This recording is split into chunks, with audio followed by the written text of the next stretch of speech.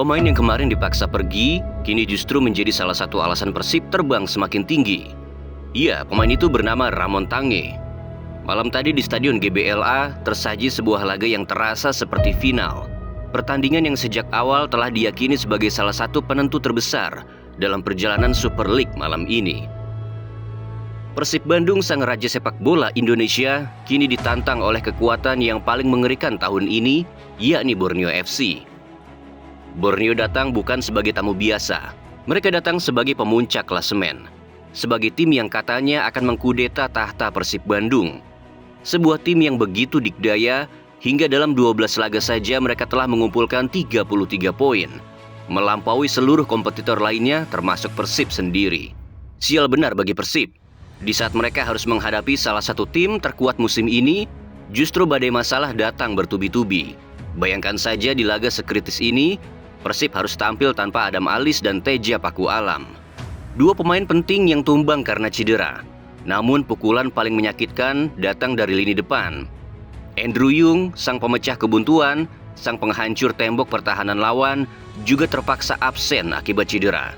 Ini adalah pukulan telak bagi Hodak. Bukan hanya kehilangan 3 pemain inti, ini lebih mirip seperti kehilangan senjata pamungkas tepat sebelum perang dimulai. Persib memasuki laga sebesar ini dalam kondisi ompong, pincang, dan jauh dari ideal. Sebuah ironi ketika yang dipertaruhkan adalah harga diri sebagai Raja Liga. Dan seolah belum cukup, Borneo FC memainkan cywar mereka bahkan sebelum peluit pertama berbunyi.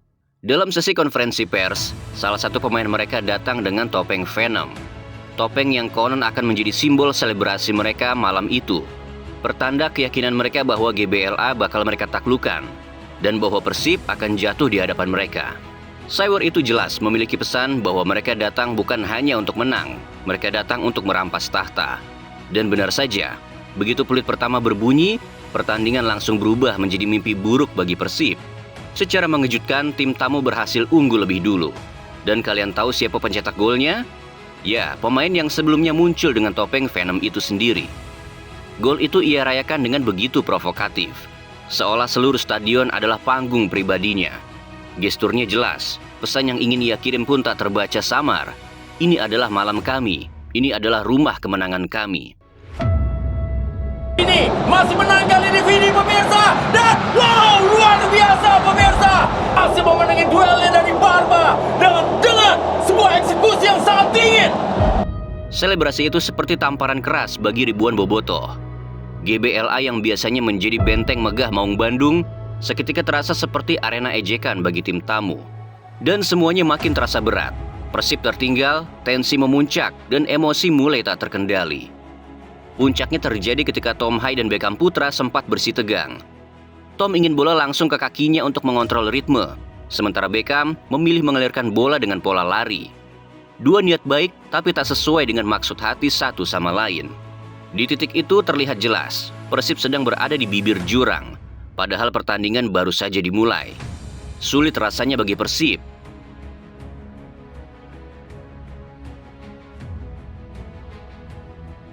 Absennya Andrew bukan hanya kehilangan seorang striker, tetapi hilangnya Algojo, hilangnya tumpuan, dan hilangnya pemecah kebuntuan di saat semua jalan buntu.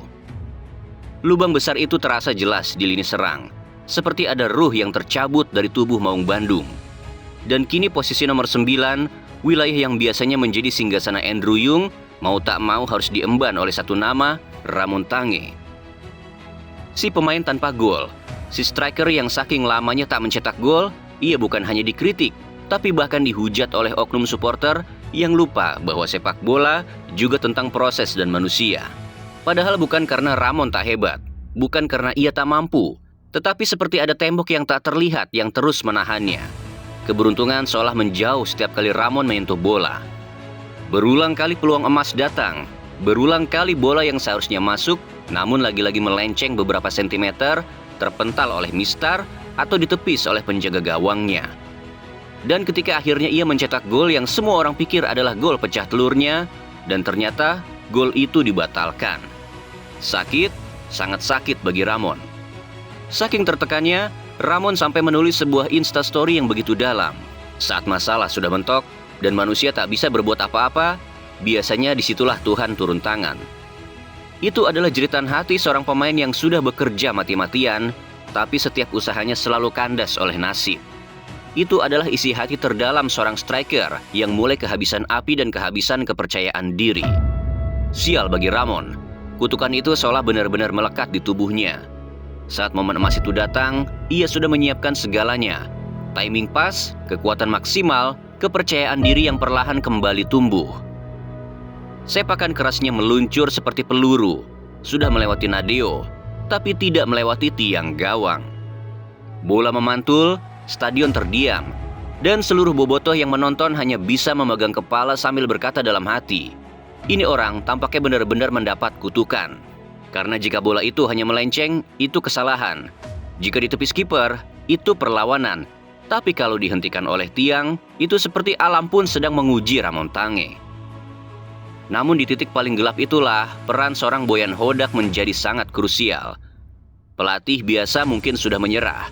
Pelatih biasa mungkin sudah mencadangkan strikernya setelah 15 pertandingan tanpa gol. Pelatih biasa mungkin sudah melakukan hal yang sama seperti saat ia men-skip William Marsilio. Tapi Boyan Hodak tidak.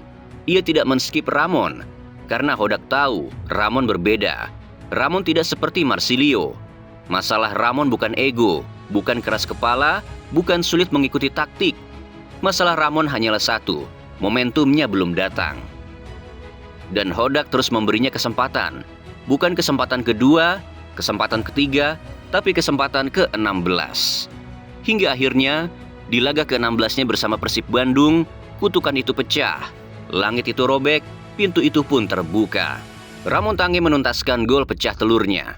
Bukan gol mudah, bukan gol cengeng, dan bukan gol keberuntungan, tapi gol perjuangan. Ia meloncat, memenangkan duel udara, dan menanduk bola itu dengan kekuatan yang lahir dari rasa sakit. Tandukannya begitu keras, hingga kiper sekali Bernadeo pun tak mampu menahannya. Gol, Persib menyamakan kedudukan. Dan gol itu bukan hanya angka di papan skor, itu adalah titik balik. Titik di mana Ramon Tange, si pemain yang disebut gagal, benar-benar menulis ulang takdirnya sendiri. Gemuruh stadion pecah, selebrasi Ramon pun penuh emosional. Namun malam itu Ramon belum selesai. Seperti lelaki yang menolak puas, ia kembali menjadi poros untuk gol kedua Persib yang dilesatkan oleh Federico Barba. Lagi-lagi lewat duel udara. Lagi-lagi lewat kekuatan tubuh yang seolah ditempa oleh amarah dan rasa sakit yang mendalam. Lompatan Ramon terlalu tinggi, juga terlalu kuat untuk dihadang pemain Borneo. Bola memantul ke tanah, mendarat di tengah kemelut, dan Barba menyempurnakannya. Ledakan kedua pun terjadi. Ya, Hodak mungkin berbeda. Bagi Hodak, gol bukan satu-satunya ukuran, dan Ramon adalah buktinya. Kita terlalu sering melihat pemain ini bekerja tanpa henti. Dia menekan, mengejar, menabrak, membuka ruang, dan mematahkan ritme lawan.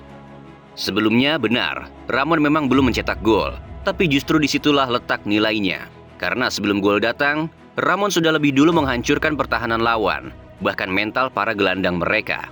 Coba kalian perhatikan, begitu banyak momen ketika Ramon memenangkan duel-duel kecil yang terlihat sepele, namun menjadi fondasi kemenangan. Begitu sering ia membuat bek lawan terjatuh, terpental, atau bahkan kehilangan arah.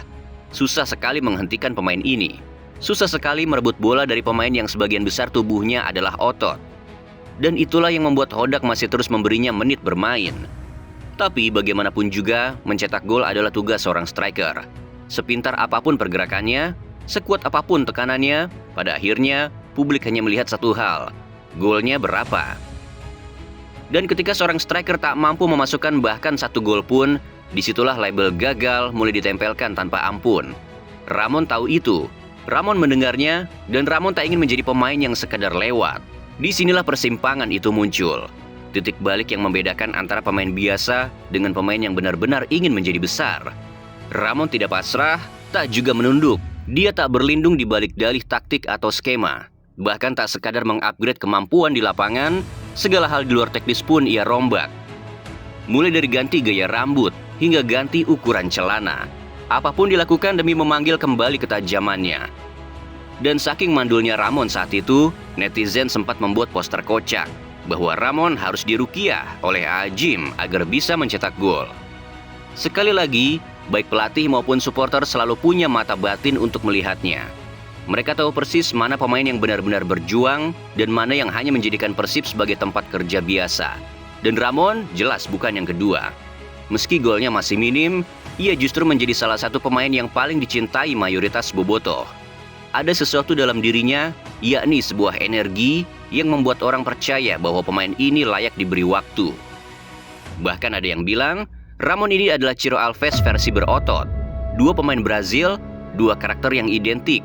Sama-sama pekerja keras, sama-sama tak kenal lelah, dan yang paling penting, sama-sama bermain dengan hati, bukan hanya dengan kaki.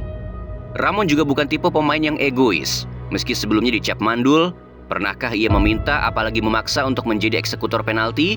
Tidak sama sekali. Di saat banyak striker akan mengejar kesempatan itu demi memecah telurnya, Ramon justru memilih diam dan bekerja.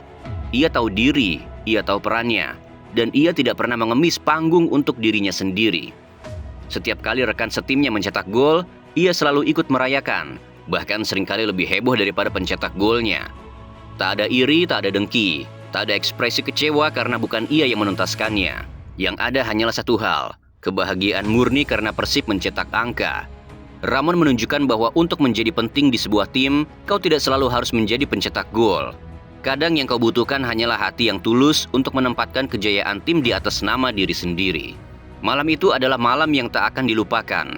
Malam ketika Persib menghancurkan perlawanan Borneo, tim yang katanya paling kuat musim ini, bahkan dengan skor 3-1.